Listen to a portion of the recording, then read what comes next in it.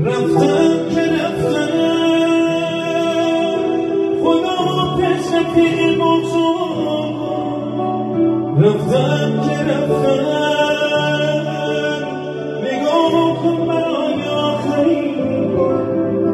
رفتم ولی تو بمان و خاطراتم را نگرد رفتم که رفتم نشد رویای ما باور بگیره